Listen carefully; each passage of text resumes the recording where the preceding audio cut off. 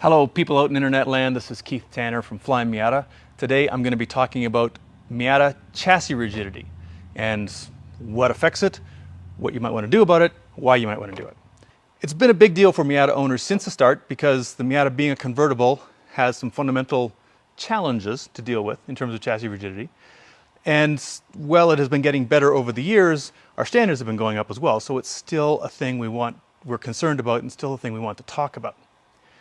So the first thing is, why do you want a stiff chassis? Now it's important to separate the stiffness of the structure of the car from the stiffness of the suspension. And I'm going to be talking about the structure today. I'm not talking about spring rates. I'm talking about the ability of the car to resist being flexed, to resist being pushed around by the suspension, by whatever's going on. You really can't have too stiff a structure. You don't count on the structure being noodly for ride quality. That's the job of the suspension. The stiff structure gives the suspension something solid to work off, so that instead of, when you hit a bump, instead of it flexing the whole chassis, it's just moving its springs, its sway bars, all the stuff that are supposed to move. So the reason it's challenging on a Miata is because if you've ever opened the door and looked all the way through a Miata, you can see right through it, there's very, very little actual structure there.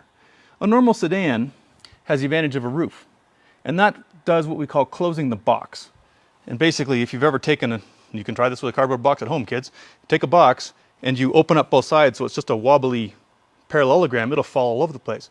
You put a side on part of that, that'll close it off. It'll give it a lot more structure.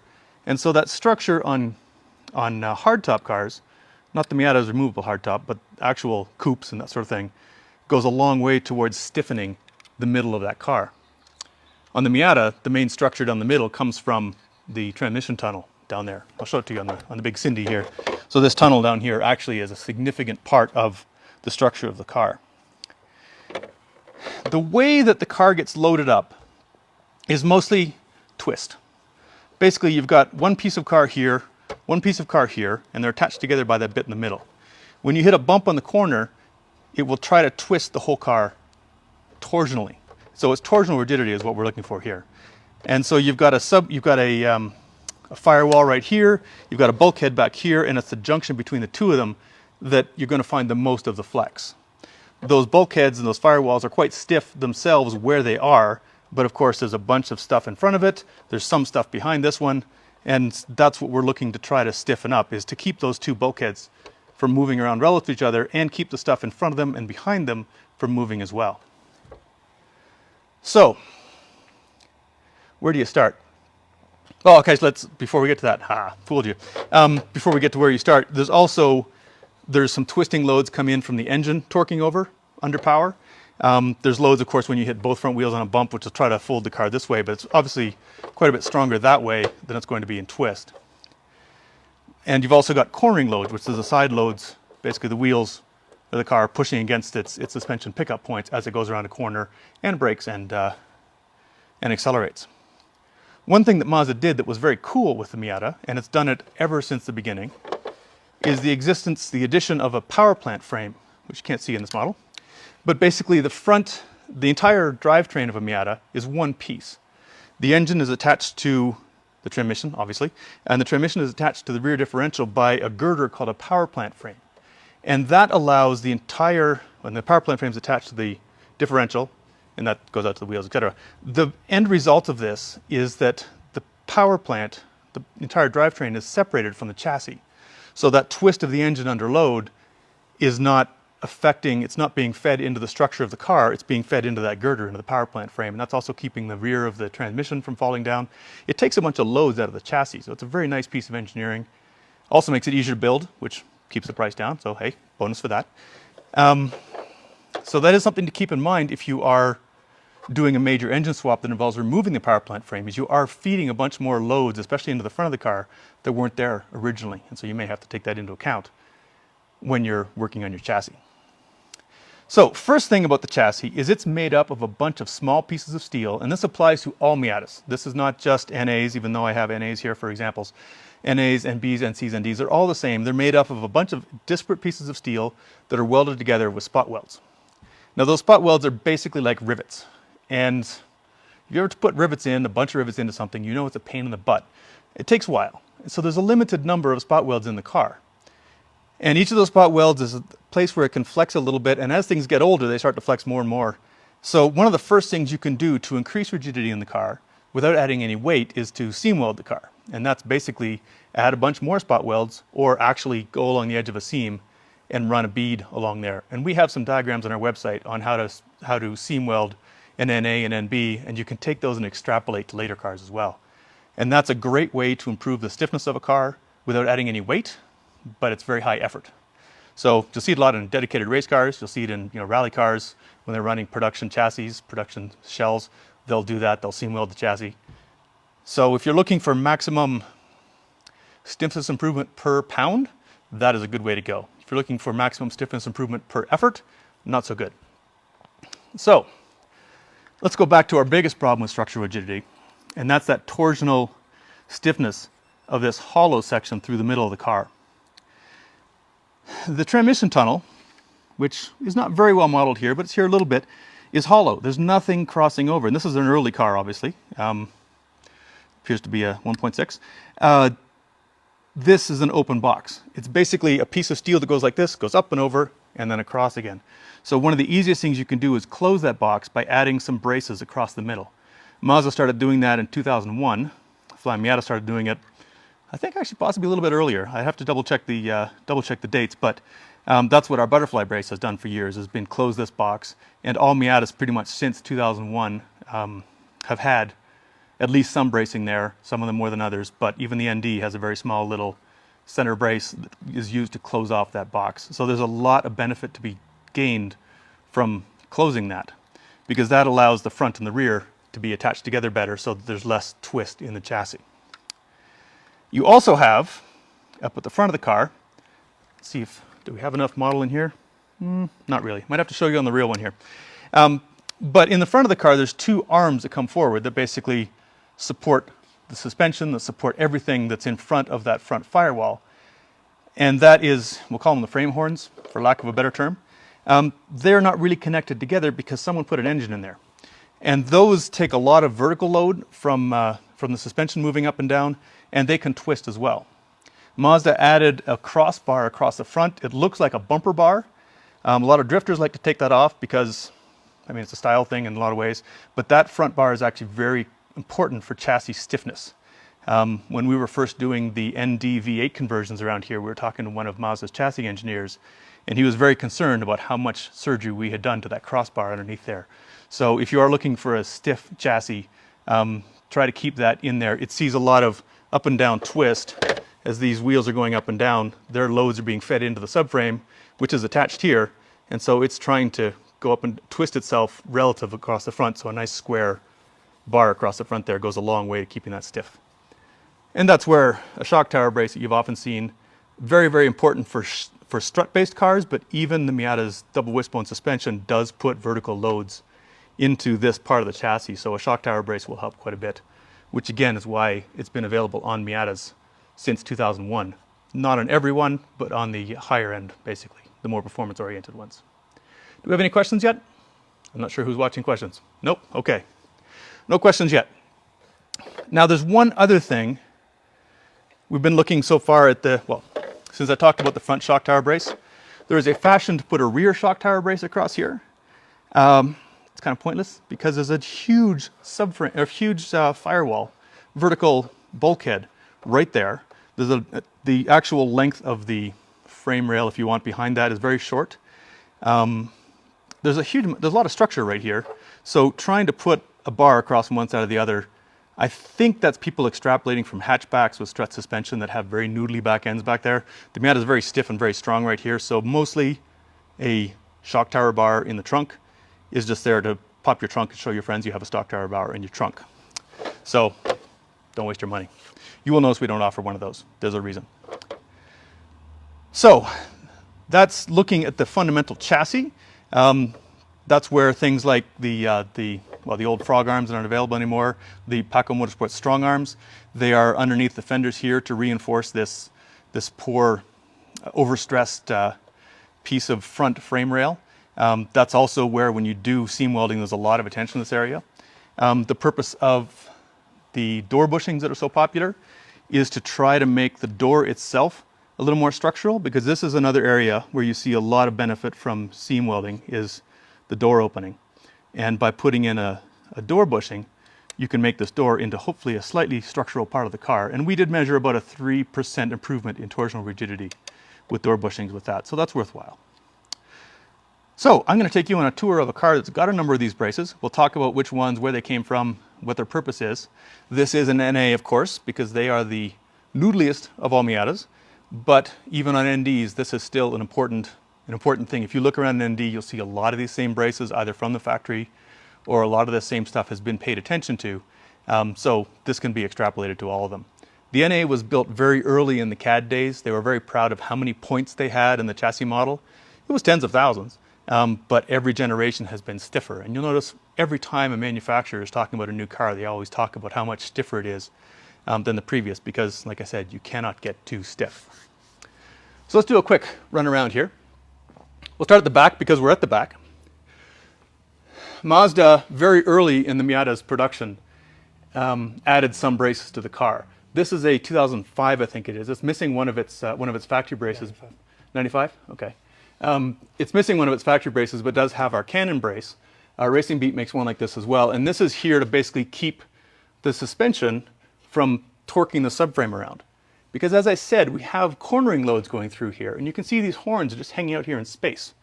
So all the cornering loads goes through these bottom mounting points, these bottom control arm pickup points. And so they're trying to flex the subframe.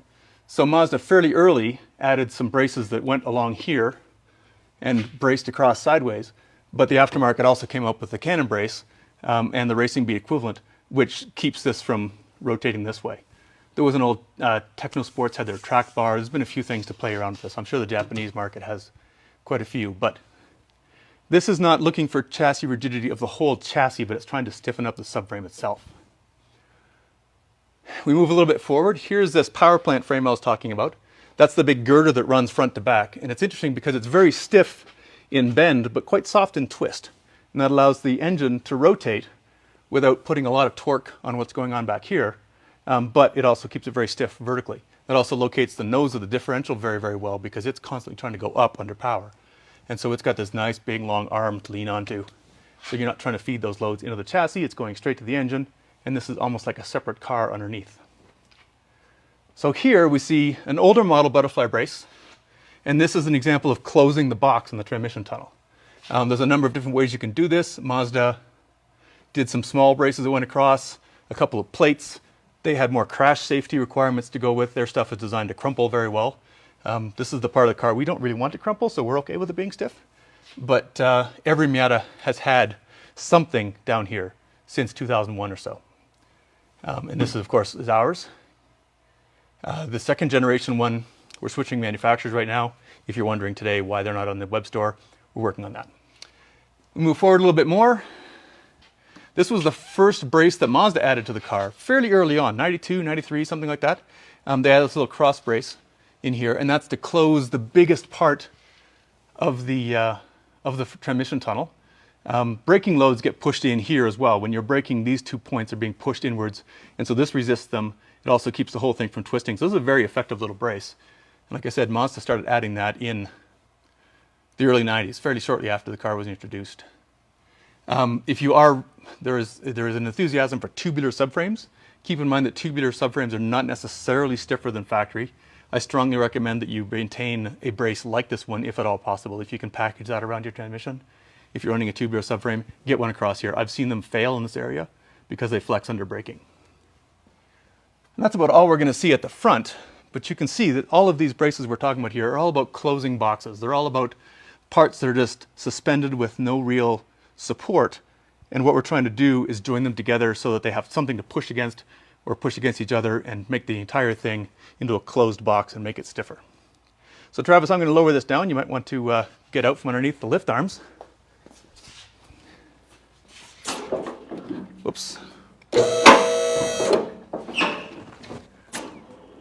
Have to lean a little harder on this one than I do on my lift at home. Do we have any questions over there, Mike? I will be talking about roll bars. Yes, I will. This car very conveniently has one, so I will get to that once this thing gets a little lower. Now, if I'd really been planning ahead, I would have had the fenders off this car, because then you could really see what the structure looks like underneath. But effectively, what is underneath is very much what's under the fenders. There's just a couple of arms that go forward. And from the factory, that's good enough. So there's just basically, here's our firewall right there. Most of this is not structural from this point, but from here down it's structural. And then going forward from that, there's just a couple of arms that come out. And the shock loads feed into here, so vertical bump loads go through this. Cornering loads go through the subframe, which we looked at earlier. So cornering loads are mostly down low, which is different than a strut car, but you still have those vertical loads coming through here. And that's where a shock tower brace like this one can be beneficial. Because this is looking mostly at vertical loads, the sort of load you're looking at this thing is it's going to try to go one up, one down, so you don't want pivot points. A lot of the cheap ones on the market, they've got bolts that go through this way. These bars are flimsy, and they're mostly just for visual effect. This is modeled very much after the same sort of design that Mazda used in the 2001 cars. So it's got a nice solid connection to the towers. The towers are stiff. So this is designed to close up that box in the front as much as possible. And we can't see it, but don't mind us doing a little work on fuel pressure on this thing. But there is a vertical, there's that transverse bar underneath here. It's fairly tall because it wants to give that stiffness this way. So it's got widely separated pivot or bolting points in here. So if at all possible, you want to keep that crash bar in there. Just simply putting a piece of pipe across there gets rid of that vertical stiffness, basically. So it ends up being a little bit wobblier. Now, as one of our questions was, is roll bars. Do roll bars have an effect? Let me pop this open.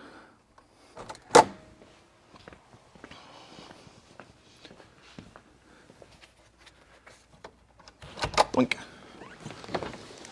There we go. Now, roll bar is a big piece of structure, as you can see. I mean, structure is its entire purpose. It is bolted into a very stiff part of the car. I mean, we do have that big vertical bulkhead back here that this is tied into, but it still helps. Mazda did add a little crossbar on the late NAs, but that was actually primarily, from what I understand, for crash stiffness. It wasn't for chassis rigidity.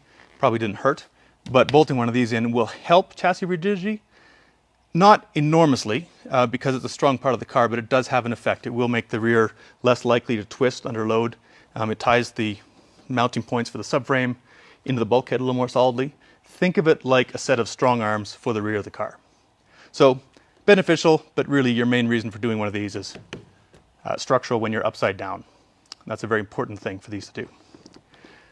One of the questions that we get a lot about rigidity is, when is it worth it for lap time? Do you go faster with a stiffer car? And it depends partly on what you're doing. If you're doing autocross, you can drive a lightweight noodle and you'll do well. Because in autocross, you're changing speed so rapidly, the speeds are so slow to begin with. Nimbleness is so important, the ability to change direction and brake. Weight is most important of all. So if you're looking to win an autocross, you want to run basically as little weight as possible. And that usually is a good trade-off. You can give up some chassis stiffness for that. Partly also because autocross tends to be run on relatively smooth surfaces. So you don't have the shock loads going through the chassis. It's mostly just cornering loads, braking loads. For track use, it's kind of hard to say exactly. You may gain some performance with well-chosen stiffness upgrades.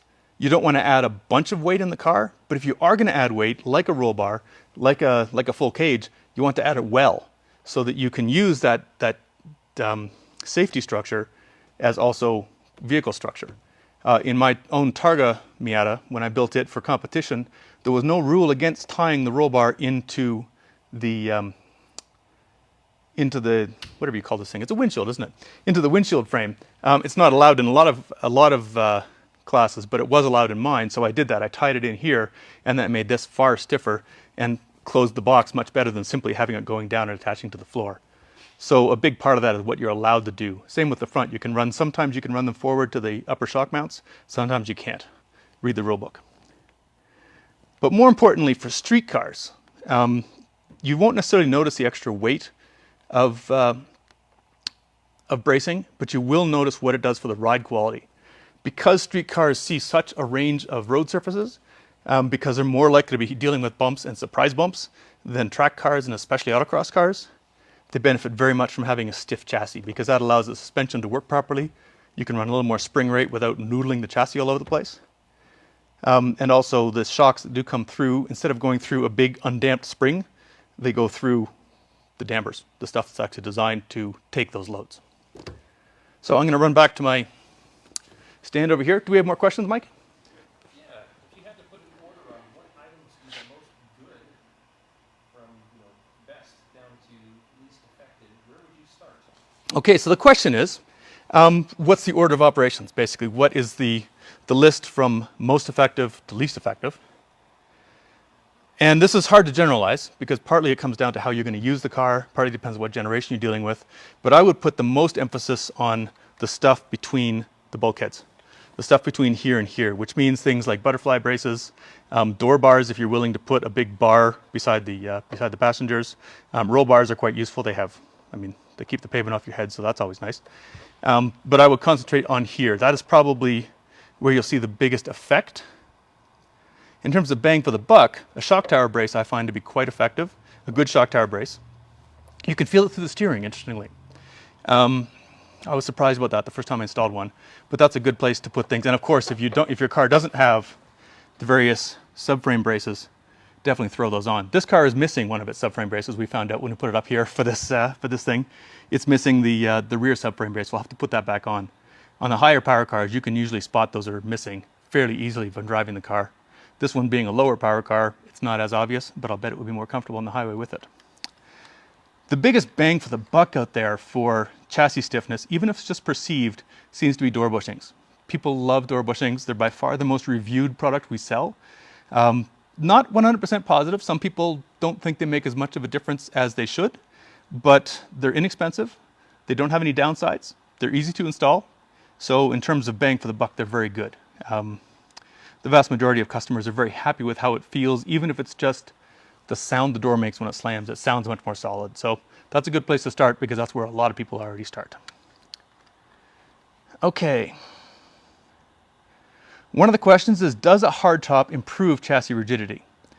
I believe officially Mazda on the NAs at least always said no, but there is a perceptible difference when you drive them both. So I have a feeling that, it's closing the box. Doesn't have a lot of points, but if you attach it with all 6 points, there's 2 here, 2 here, and 2 up here, it does seem to make quite a difference because it closes the box. Not as well as taking a roll bar and tying it into the top of the windshield frame, but it's a nice side benefit of a hardtop.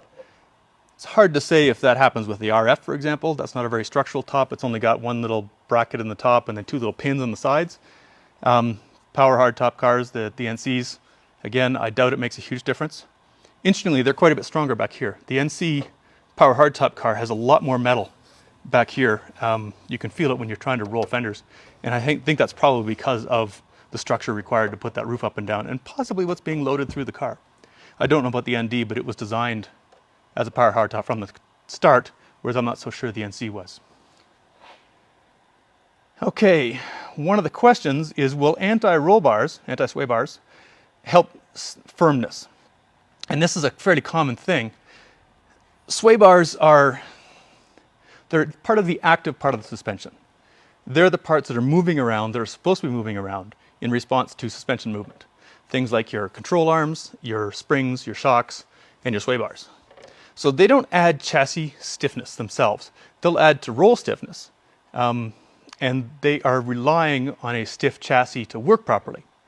So anti-roll bars, sway bars, anti-sway bars will not increase the chassis rigidity. They will keep it from rolling as much, and they benefit from chassis rigidity, but they won't cause it themselves. It's a fairly common misunderstanding. I've had people for years, 20 plus years, people have been sort of getting those mixed up. So it's an important distinction to make. Let's see. Are chassis rigidity modifications a more productive upgrade than coilovers, or coils or springs? And the question is, it depends on what you're trying to accomplish. You need to have a good suspension, regardless. Even if your chassis is noodly, you want to have a good suspension. The stiffer your springs are, the more important chassis rigidity becomes because you're putting more loads, faster loads, stiffer loads through the chassis. Same with sticky tires. The stickier your tires, the more violent your car, your suspension, your tires can be to your chassis, so the more important chassis rigidity becomes. And there's a reason that real race cars are caged.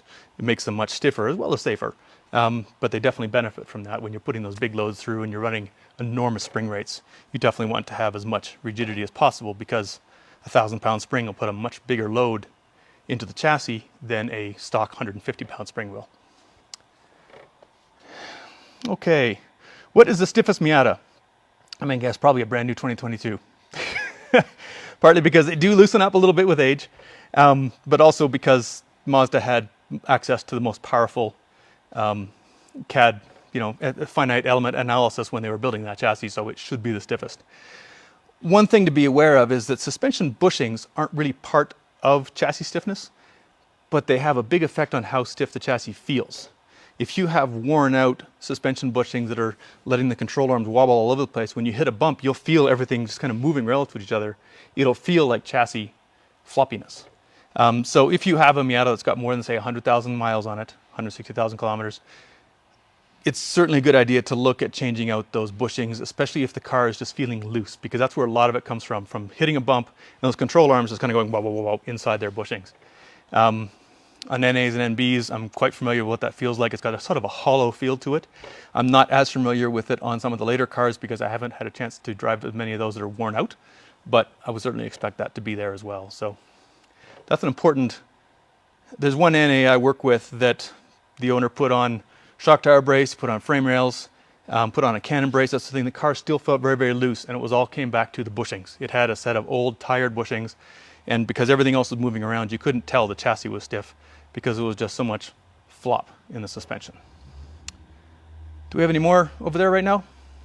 Are there any factory parts that are worthwhile retrofitting? Okay, the question is, are there any factory parts that are worthwhile retrofitting? And the answer is yes. For example, the 2001 and later sport model NB Miatas had a really nice ladder brace for the rear suspension. It had crossbars, it had forward bars, it had 2 mounting points on each side of the tub. It was a big burly thing. And it can be bolted onto earlier cars like this one. You just have to leave off one of the front mounting points, but it is a nice upgrade for the existing subframe. I think it'll go in an NA subframe. It'll certainly fit an NB subframe. But that's a nice retrofit. I run one of those on the Targa Miata, partly as skid protection, but also because that car puts a lot of load through its rear suspension pickup points, so it keeps that together. That particular car runs an NB subframe, which is why I'm a little loose on the cross referencing on that one. They won't fit an NA6? No, the NA6 won't fit because it doesn't have any braces back there at all. It's missing the tabs. But the NBs that did come with those rear subframe braces, I think you can upgrade it. Certainly worth trying. It's quite possible that my book, How to Build a High-Performance Mazda Miata, has this information in it. I put a lot of that in there, and instead of me standing up and talking live in front of a camera, I had a chance to double-check and research my answers. So it's quite possible it's in there. It's a good book. I like it. One question, the 65-mile-an-hour shimmy. This is something that some Miata owners have never experienced. Lucky them. They're not even sure it really exists, but it has existed since the early NA days. And it's only really the NAs that are really affected by this. And what it is about 62, 63 miles an hour, the whole car just starts to shake as you're going down the highway, and the whole car just shimmies. You can get rid of it by going a little faster or by going a little slower, but there's this speed point where it just gets shaky. And there are a lot of theories out there over the years of what this is, and to me, it's chassis rigidity. If you look up chassis stiffness numbers, they'll sometimes give the stiffness in a frequency. I mean, everything's got a resonant frequency. That's just the nature of life. That's why when you hit a bell, it rings at a certain tone. And chassis are no different. They have a resonant frequency where they sort of like to vibrate. If you could take one of these things and hit it with a hammer hard enough in the right place, it would probably just sit there and go wow, wow, wow, wow, wow. And it turns out that the likely resonant frequency of an NA chassis is right in the same range as the RPM of a wheel at about 62, 63 miles an hour if you do the math. So what I think is happening is it's wheels that are a little bit out of balance, a little bit out of round, or tires even, giving a little bit of a shake, and that's exciting the chassis, and you end up with a sympathetic vibration. And the whole car just goes, wah, and resonates.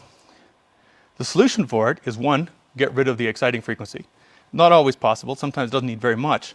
Or make the whole thing stiffer so that you move out of that range, because it only seems to happen in a very specific range. So that's where something like frame rails, a butterfly brace, something to stiffen up this middle part will probably go a long way. It is real, it's frustrating when it's happening, but I think that's my belief, that is how you fix that problem. Haven't heard much about it for years because it was very much an early NA thing, but I'm sure there are NA owners who are still fighting with it, still coming across it, because I mean the cars haven't really changed. Anything else, Mike? You talked a lot about NAs and NBs. Do you have any recommendations for NCs and NBs? Okay, I have talked a lot about NAs and NBs, as Mike points out. Do I have any recommendation for NCs and NDs? They're the same ones. I've been trying to talk about generalizations. In tops, you know, NAs and NBs and NCs and NDs, they all share a lot of the same characteristics in terms of they're all convertibles. Even the power hardtops are really convertible. They all have very little structure through the center here. The later cars did add some factory bracing that closed up the transmission tunnel, but that is still the place that is the weakest. They still benefit from having their pickup points still have to be solidly mounted, solidly reinforced. And they all contain the power plant frame. Now, there are braces available for the power plant frame to make it stiffer. That's not going to improve your chassis rigidity. And if anything, it might even make it worse, because stiffening the power plant frame and twist will put more load into those suspension, or those differential and engine pickup points, trying to torque the whole chassis. So that may not actually be a good choice from a chassis stiffness point of view. So all of what I've been saying applies to all Miatas. It all exists. Mazda made a lot of progress in making the car stiffer over the years, so the gains become smaller. And of course, all the NAs and NBs are older than the later cars, so they are getting a little looser with time. But regardless, the things you do for one apply to all of them. You still want to have a good shock tower brace, you still want to have a good closure of the transmission tunnel box, you still want all your pickup points to be well located, you still don't want to be hacking off random pieces of metal because you don't think they're important, because especially on the ND, if they're there, they are important, because Mazda was very aware of the gram strategy for the NDs in particular, and they had the computational tools to make sure that everything they did was there for a reason. Anything else, Mike? If you do have any more questions, please do throw them in the comments. We'll answer them in the comments if we're not watching this live. And if you have any questions about specific products, feel free to contact us. We can tell you a lot more detail about the actual products that we sell for stiffening the Miata, whether it's the Paco Motorsports strong arms, the butterfly braces, or our shock tower mounts, the cannon brace, that sort of thing. We are definitely able to answer those as best we can. So that should probably give us everything we're looking for right now. My name is Keith Tanner. Thanks for your attention. If you enjoy this sort of content, let us know. The whole like, comment, subscribe thing, we like to hear from people who are watching these. Hopefully this is useful information to you so you can make the right choices down the road to make your Miata the best car it can be. So thanks for your attention. We'll see you again soon, and have a good drive.